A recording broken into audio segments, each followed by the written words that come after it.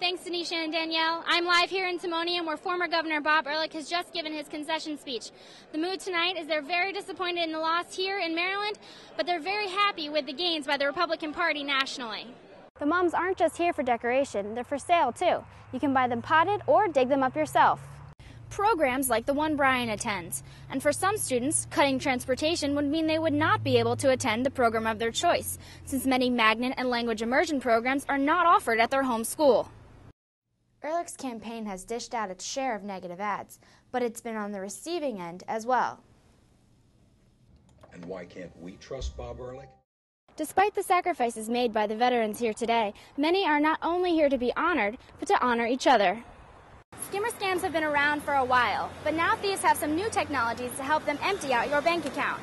Frozen yogurt shops aren't the only ones benefiting from this excruciating heat. Ice cream sales are up too. Oh, say, can you see? We will never forget your service and your sacrifice to uphold American liberty at home and abroad.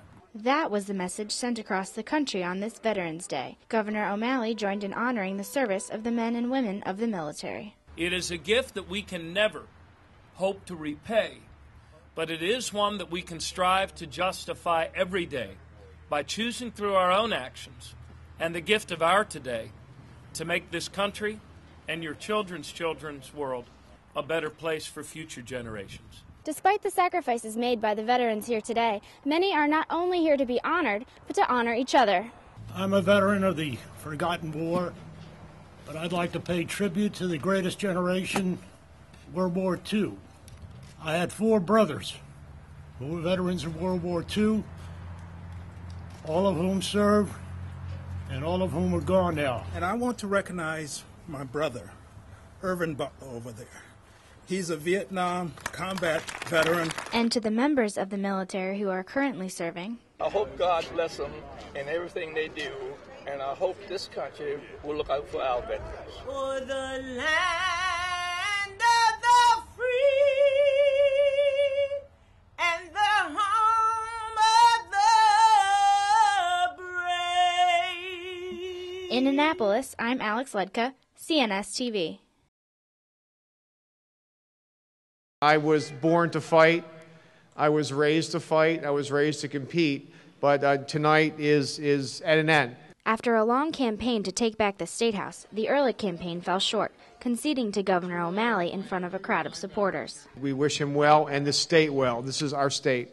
And we wish him well. We congratulate him. From the beginning, the mood was upbeat in Exhibition Hall at the State Fairgrounds. It's a little early. I mean, the polls have only been closed, not even an hour yet.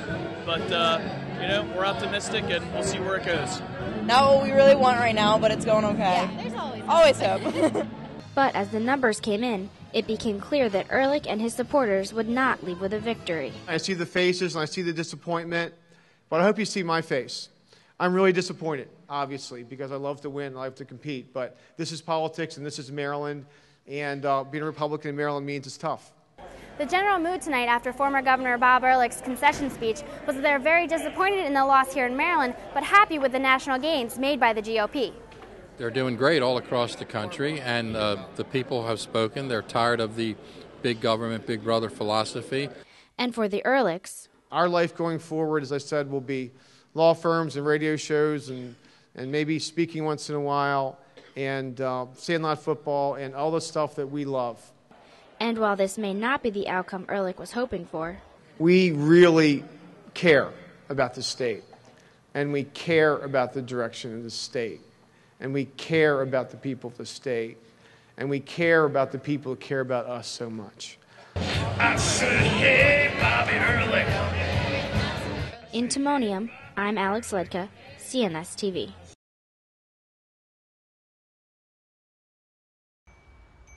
Grew up a farmer, I'll always be a farmer. But one of my customers said, Bill, you're an artist in farmer clothes. For Bill Depkins, farming is not just a job, it's his creative outlet. They know it comes from here and not just from the mind.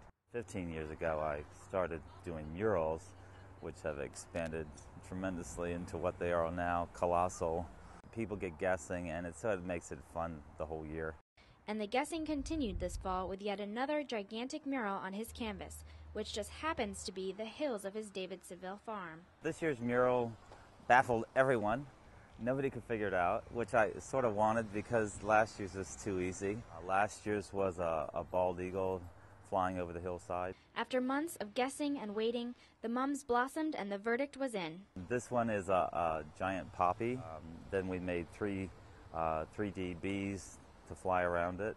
From the air, it's pretty awesome. We usually grow about 85 varieties. With the butterfly, I use the early varieties to create the larvae in the middle, and then the wings sort of expanded out from that, and it made it fun for a month period. You could see it just, metamorphosing.